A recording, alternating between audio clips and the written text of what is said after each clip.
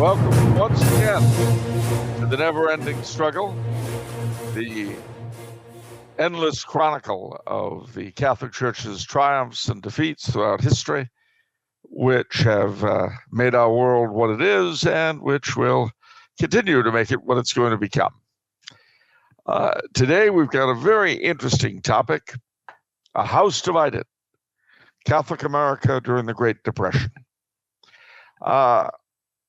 We need a little bit of stage setting, I think, for this story because we're dealing with a period, 1929 to 1941, that is very foreign to most of us. It was certainly very different from what all but the oldest of us can remember now.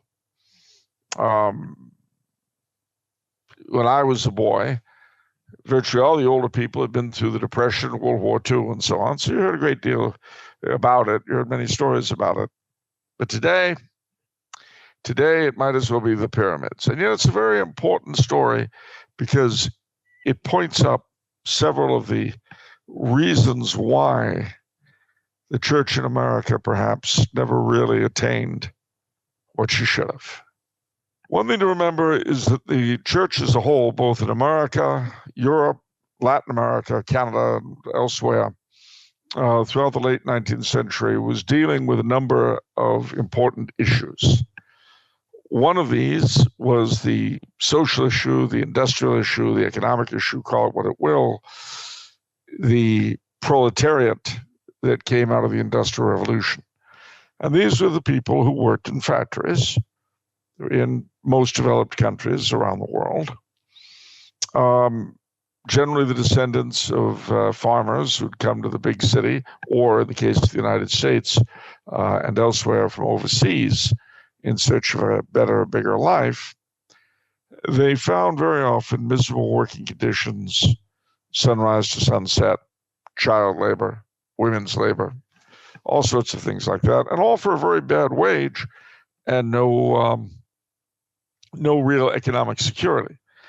One of the ironies of the Civil War era that we touched on when we dealt with that is that industrial workers in the North were worth a lot less to their employers than slaves in the South were to their owners, and received correspondingly less medical or other assistance if they were out of work or got sick.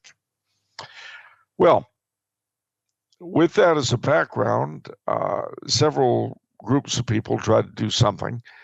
The rise of socialism is, of course, directly attributable to this difficult period. It was also the time when many Catholic social thinkers, spearheaded by Pope Leo XIII, came up with various solutions, various answers to the industrial problem. And this was a time when Catholic social teaching really began to be codified. In the United States, the church, during the period after the Civil War to World War I, went through a period of internal struggle, the Americanist issue and all that, the great attempt to prove that we weren't foreigners but were loyal Americans, although the Democrats in the 1880s and 90s were characterized as the party of rum, Romanism, and rebellion. Rebellion, of course, being the Confederates, Romanism being us, and rum being the fact that many Republicans of those days backed prohibition. At any rate, all of these things came to a head in World War I, and in America, although we were not that greatly affected by World War I, save for sending troops over, the war did have an effect on us, partly by throwing people together from North and South and different ethnic groups who had never encountered each other in peacetime. Also, World War I saw the United States Catholic community mobilize behind the war effort to prove its loyalty. The Knights of Columbus did sterling effort during the war to help troops on the front lines. And the bishops organized what was called the National Catholic War Council. That was the ancestor of what became the National Catholic Welfare Conference and eventually the United States Catholic Conference. In 1919, immediately after the end of World War I, and during an economically difficult period in the States, we had a recession. The Catholic bishops, through the National Catholic War Council, issued what was called the Bishops' Program for Social Reconstruction. Now, this was based to a great degree on the writings of Leo XIII and other Catholic social commentators, but it was written by a very important man for our story, Monsignor John Ryan. Monsignor Ryan was a native of Minnesota, where he had been influenced heavily by John Ireland, the Archbishop of, very Americanist Archbishop of St. Paul, who was responsible for not one but two schisms in the Catholic Church: the Polish National Catholic Church and the Carpatho-Russian Orthodox Catholic Church, both made up of people who did not really like him and whom he did not like. So he's one of the few characters in history who was the father of two schisms for the price of one. Anyway, so that wasn't all he was about, though, and a lot of his interest in social theory Ryan picked up. And in fact, Monsignor Ryan, from an early time, had an interest in, although he was a moral theologian, he had an interest in the industrial questions and so forth that we touched on, decent wages and so on. This was an important question, a decent, just wage. It was and remains one, because it was the teaching of the church that, on the one hand, the owners of capital, of industry and so on, had a right to make a decent profit. But at the same time, workers very, very definitely had a right to a living wage whereon they could support a wife and family. Now, of course, that's something that has been fairly rare in history. It's certainly rare today, which is why in most cases both husband and wife have to work.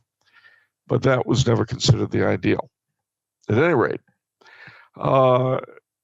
regardless of the intentions of either the bishops or Monsignor Ryan, because in the 1920s the American economy boomed,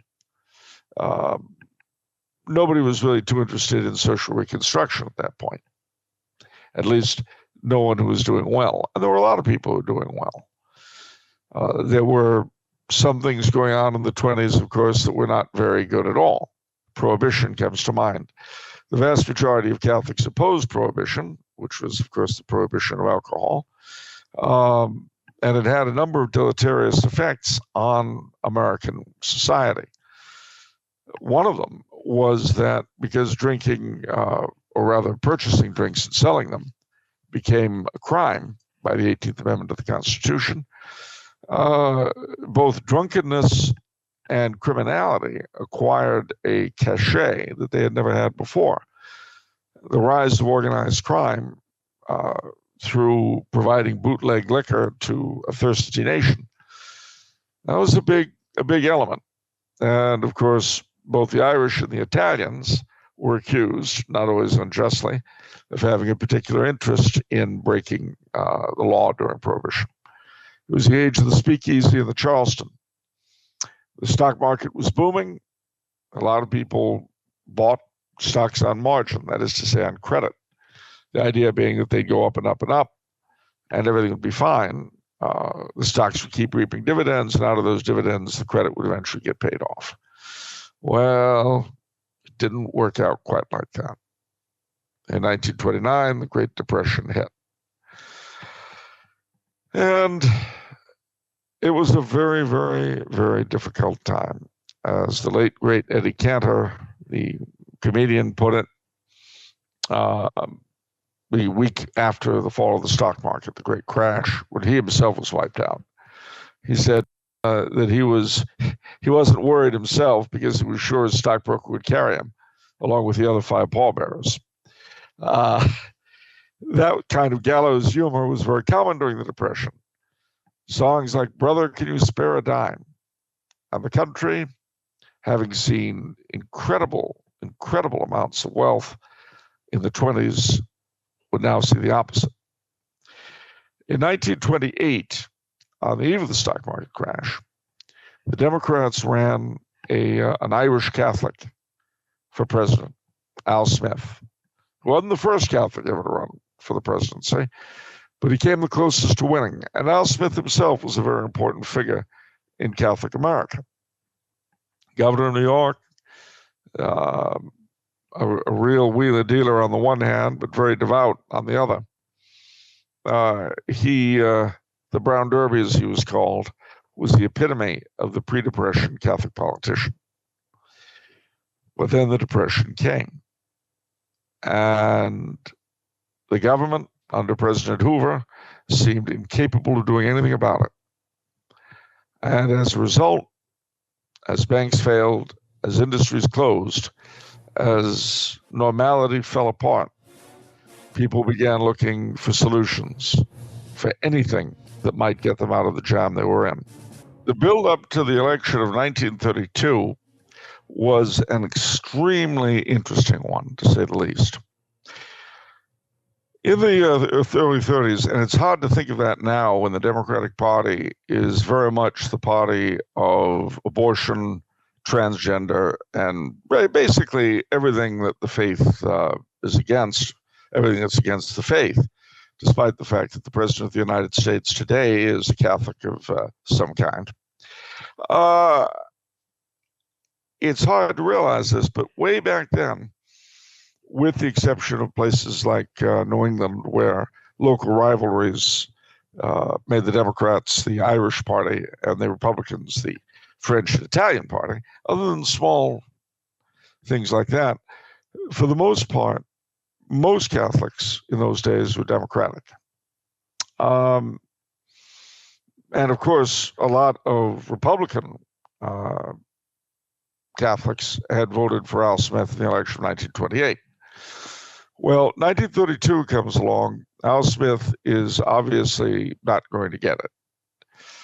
But he throws his support to another governor of New York, another former governor by the name of Franklin Delano Roosevelt. Now, Roosevelt was an interesting man and actually a major figure in American history.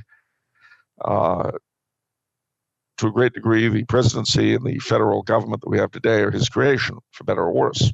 Before we look at the New Deal, and look at it we must, to understand one of the major points dividing American Catholics, it's important to bear in mind that during the same period, all over Europe, Latin America, and even the British Empire, various Catholic theoreticians and politicians were attempting to use Catholic social teaching in their respective countries according to local circumstances to try to pull something out of what had become a worldwide problem. In 1931, Pope Pius XI had written an encyclical called Quadragesimo Anno. This was sort of an amplification of Leo XIII's Rerum Novarum, and it was key to Catholic social teaching in the period. You had folks like Salazar in Portugal, Dollfuss in Austria, Smetona in Lithuania, even to some degree De Valera in Ireland, attempting to apply it in their countries. You had Chesterton and Belloc in England and the British Empire, with what was called distributism. You had Heinrich Pesch and Oswald Nell Breuning in Germany, what was called solidarism. You had various Catholic political parties. All of this frenzy was mirrored in the United States, both in Catholic and non-Catholic circles.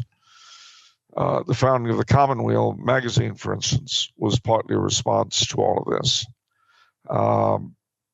Monsignor Ryan was one of those, and many, many Catholics did, who wanted to work closely with Franklin Roosevelt in the work of economic reconstruction.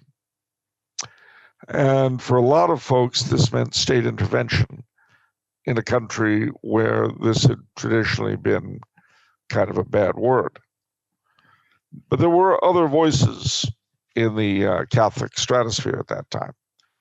In addition to Monsignor Ryan, you had a number of local people, some of them politicians like Mayor Curley in Boston, Jimmy Walker in New York, Frank Hague in Jersey City, who were not necessarily people you would think of as Catholic social thinkers, but they were definitely Catholics. But most important, beyond Monsignor Ryan and his circle, was a man they called the radio priest, Father Charles Coughlin, who was a priest out in Detroit, Michigan. He was Canadian by birth, Charles Edward Coughlin. He had come to the United States as a member of the Assumptionist Order and then left the order and became a diocesan priest in Detroit. He was assigned to church in a place called Royal Oak, Michigan, a suburb of Detroit. The Ku Klux Klan burned his church down. Well, he swore he would build a new one, a bigger one, with a tower so tall that no man could ever tear it down. His words. He took to the radio waves, and before you know it, he had a following. He started with a purely religious program and made enough money to build the Shrine of the Little Flower, which you'll see in Royal Oak to this day. Monsignor John Ryan, Father Coughlin, was in favor of Franklin Roosevelt in his first term. And so, with all of this Catholic support, and I'm not saying this to be insulting, but it's true, partly inspired by Benito Mussolini. Mussolini's Italy sailed through the Depression almost untouched because of what they called autarky, which meant they would be economically independent of the rest of the world. So looking at all of this, Roosevelt, with his band of experts, set forth to try to remake the American economy. Now, people have debated whether or not his many programs helped or hindered the country's recovery. Some have argued that if well enough had been left alone, eventually, as with the Panic of 1897 and all the other depressions we'd have from time to time, they would eventually have come out of it. But I don't know. I'm not an economist, and in any case, it didn't happen. One thing Roosevelt did do that left a very definite mark on the American economy and the American lifestyle was this. When he took office, the United States dollar was on what was called the gold standard, which meant that there had to be 100 cents of gold behind every dollar. And that severely limited the amount of money that one could have in circulation. And there had been a tremendous amount of deflation. Now, prices dropped, which was fine, but salaries dropped even faster. And of course, with all the businesses going out, and with the Dust Bowl in the center of the country devastating agriculture, you had tons of unemployed all over the place. You had a rise in criminality. Things really looked kind of bleak.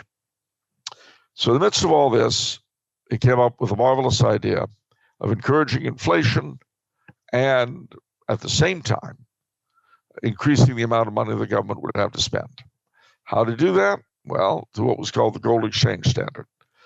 Instead of 100 cents of gold behind every dollar, there would only be 33 cents of gold behind every dollar, which expanded by 2/3 the amount of dollars that the government could turn out. But wait, there was more.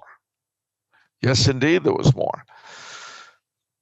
Those dollars would not be redeemable in gold as they had been. And in fact, he made it illegal for Americans to own gold other than as jewelry or in coin collections.